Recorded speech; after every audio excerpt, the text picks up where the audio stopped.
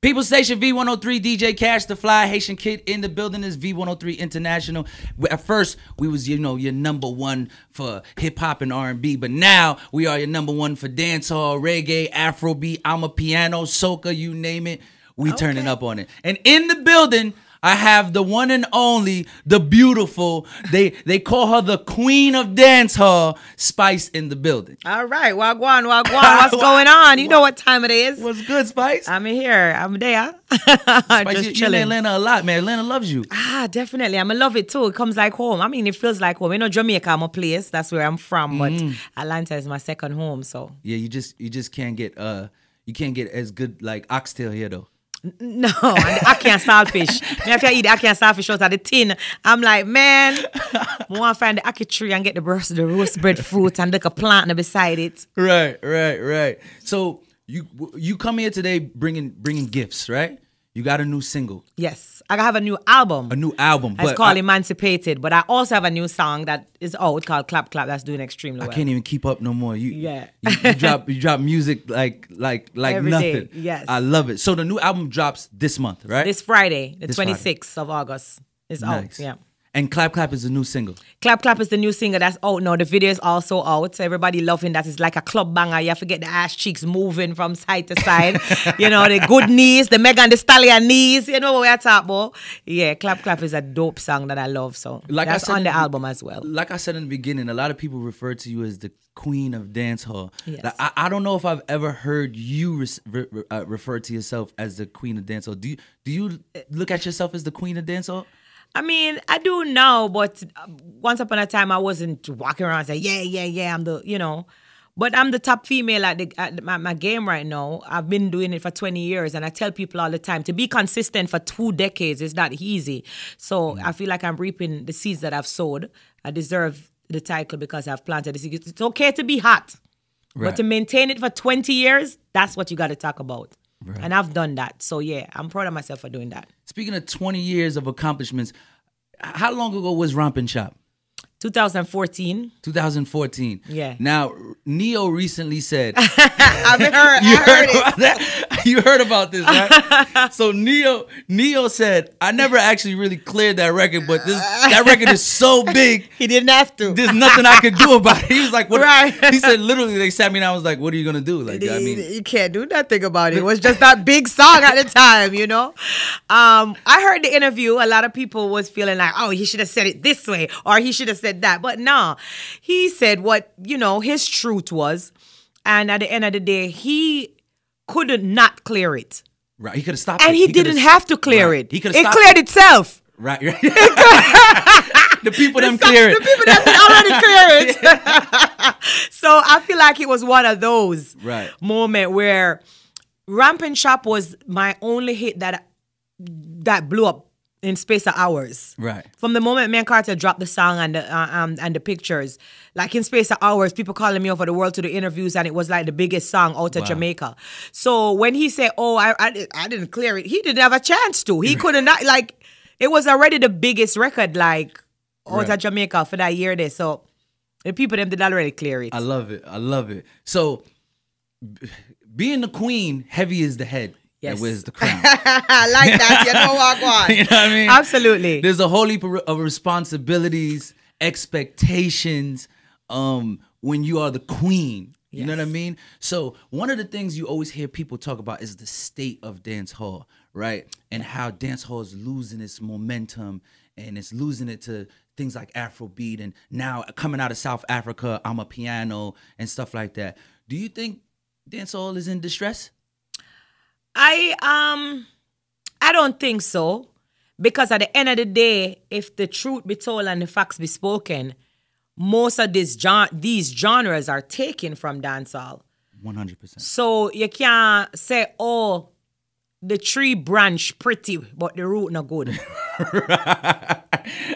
You understand me, or I need to go deeper? Right. No, I you get can't say, oh, the fruits are nice, but the roots ain't good. You still have to give respect to the roots. But what I can agree on and what I can dabble into and elaborate more on is the fact that most of the dancehall artists are being manipulated to think that we have to earn a certain way to cross over and get an international hit. And at the end of the day, that's what most of us fight for coming out of the Caribbean, to have a crossover record. And I feel like they are being brainwashed to believing that they got to water down the authentic dancehall beat to sound a little hip-hop or sound like this, or they start to change the flow and they start to do that because they feel like they can't cross over as an authentic, hardcore dancehall artist. And it goes back to show that when I was nominated for the Grammy and I became the first hardcore female dancehall artist to be nominated for a Grammy, I was elated over the fact that I stood true to a dancehall artist, because a lot of people are stirring away from that, and that is what's going to cause the culture and the genre to kind of, you know, be looked down on, because the real talented artists, them are manipulate and I feel like them have to do a different thing and sound a different way. But me, I one of them now where, you know, getting up better than the real hardcore raw dancehall artist. Be the dancehall artist. Right. I wouldn't even call it hardcore. I would say authentic. Authentic is the word. Yeah. And I stick true to that. And that's what I love about me, you know, doing my thing right now, because I'm not change. I'm not water down the music. Right. So what do you think? What do you feel about everybody talking about trap dancehall now? You think some people say, I don't even want to call it that, it's dancehall. Like, and some people say it's not dancehall. Right. Some people say it's not dancehall. Some people say they want to say that. What I want to say is that it's okay to, music is a universal language. It's okay to try to have, you know, a little bit of this or a little bit of that, if you're trying to show your versatility.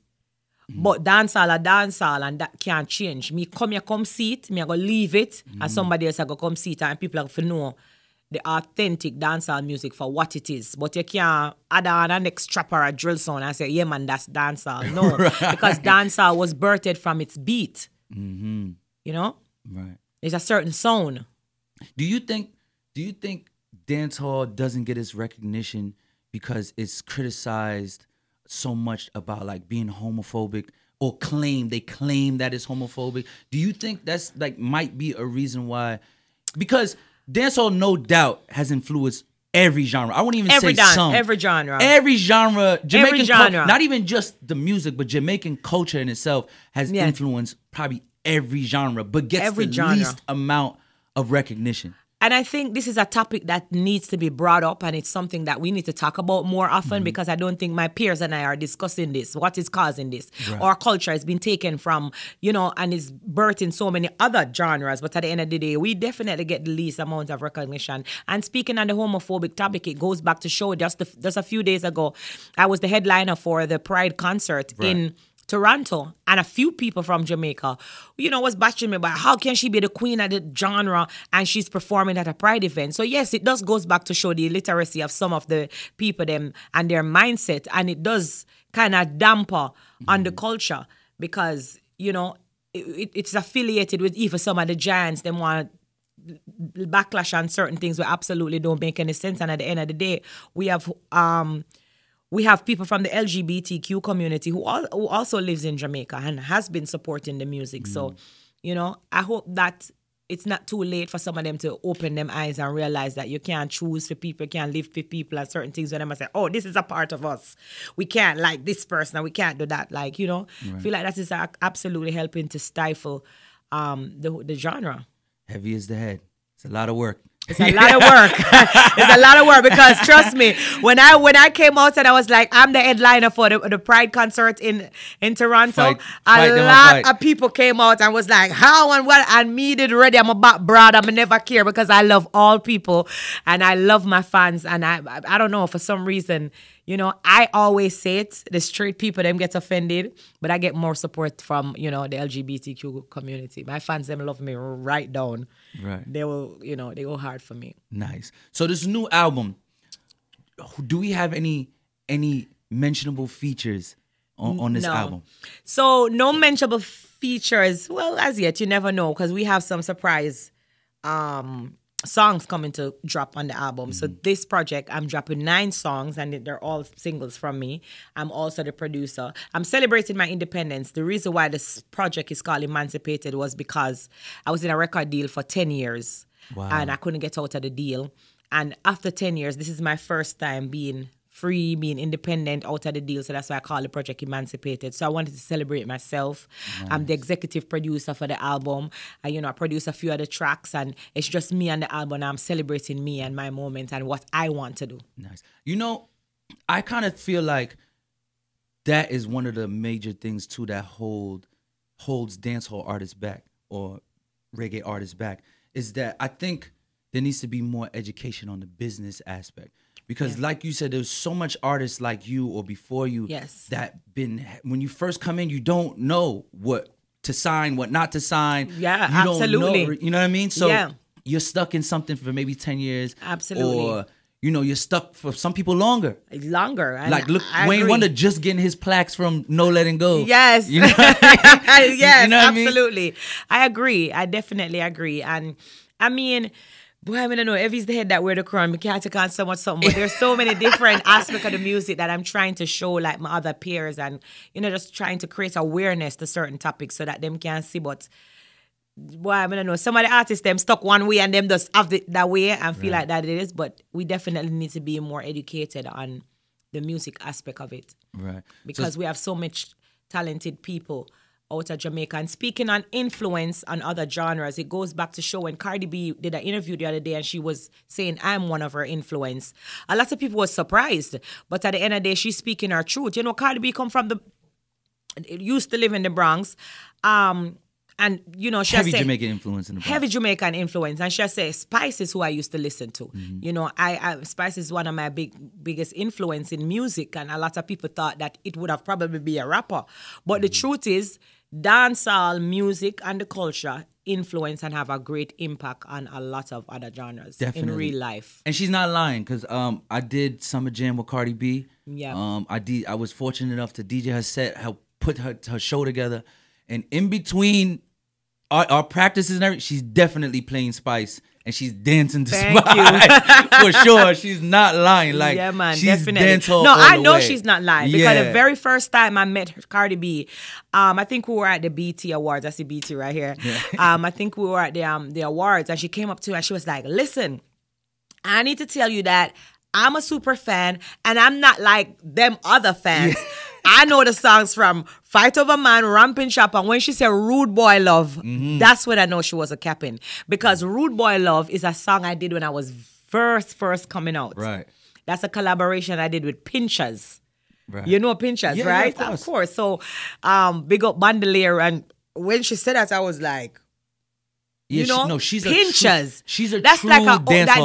A lot of my fans don't even know that song. I don't perform that song anymore. I don't, Right. So when she said that, I know definitely she not telling a lie. Yeah. And even bigger problem is a lot of fans don't even know Pinches nowadays. I know. That's another problem. But that's, right. So I know, and she was singing the words to the song too. Right. So I know she definitely wasn't lying. Wow. Yeah. She's dancehall all the way. Yeah. For sure. Yeah, man. Definitely. Sure. I agree. So, new season of Love and Hip Hop, you back. I'm back. A little bit of tea and a little bit of spice. But we have to sprinkle like a seasoned salt over there, so like a black pepper, like a things, yeah. But so what made you say, nice. I'm going to do Love and Hip Hop again? It's go back to the topic that, we're here discussing of crossing over. And everybody's different. Everybody use their platform a little bit different. I never wanted to water down my music. I wanted to stay true to the type of music that I'm doing. I never want to try to do a hip-hop or sound like this person. So I was like, this is a good way to, get the American audience familiar with the brand. Right. And sticking true to my music at the same time.